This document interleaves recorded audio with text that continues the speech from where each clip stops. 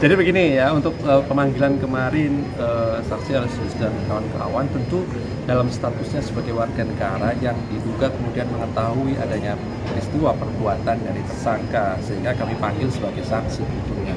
Kami paham ya bagaimana kemudian tugas pokok fungsi dari seorang penasihat hukum, seorang kuasa hukum, seorang pengacara ya terhadap kliennya, dan itu kan dilindungi oleh undang-undang karena advokat juga bagian dari penegak hukum. Justru karena dia penegak hukum, semestinya memberikan contoh yang baik bagi masyarakat bahwa dia akan taat hukum, hadir ketika dipanggil sebagai saksi. Perlu digarisbawahi sebagai saksi, gitu ya. Artinya ada kewajiban hukum untuk hadir, bukan kemudian membentuk sebuah opini di luar seolah-olah dia kebal hukum dan lain-lain. Itu keliru besar.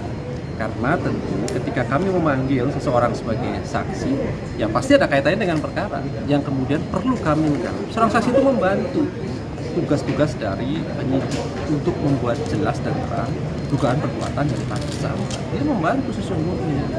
Makanya ada kewajiban dia harus hadir. Oleh karena itu kami berharap nanti kami akan panggil untuk yang kedua sebagai saksi. Dia kooperatif, hadir, menghormati proses yang sedang berjalan. Dia sebagai penegak hukum berilah contoh yang baik kepada masyarakat untuk hadir ya, sebagai saksi di depan tim penyidik, bukan membangun opini di luar. Karena itu menjadi contoh gitu, bahwa ada kewajiban hukum seorang saksi. Sekali lagi, tapi kami punya dasar juga ketika seorang saksi atau tersangka dipanggil secara particular dan kemudian dia manggil, saksi bisa disebut paksa. Bukan hanya tersangka, saksi juga bisa disebut paksa.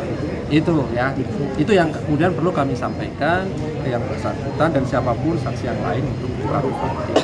Oke? Ini dia malah kan si Alexis ini malah ngirim surat gitu dan minta kalau mau dijelasin dulu KPK kenapa panggil. Nah itu mau dibalas apa? Iya, saya begini, tentu kami tidak akan membalas surat semacam itu karena yang diperlukan adalah dia hadir, kemudian disampaikanlah di depan tim penyidik. Kalau kemudian bahwa dia bisa membuktikan, oh saya adalah orang yang berhubungan langsung dengan tersangka, hubungan keluarga misalnya, akan mengundurkan diri, ya sampaikan di hadapan penyidik tentunya. Pasti dipertimbangkan oleh tim penyidik KPK sudah hukum acaranya kan tidak bisa dipaksakan memeriksa seorang saksi ketika ada hubungan keluarga, ketika kemudian dia bisa menyimpan rahasia misalnya menurut seperti yang disampaikan, sampaikan di hadapan penyidik.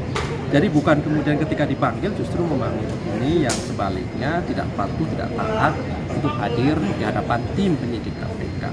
Karena tentu kami kan produksi keadilan, memanggil saksi.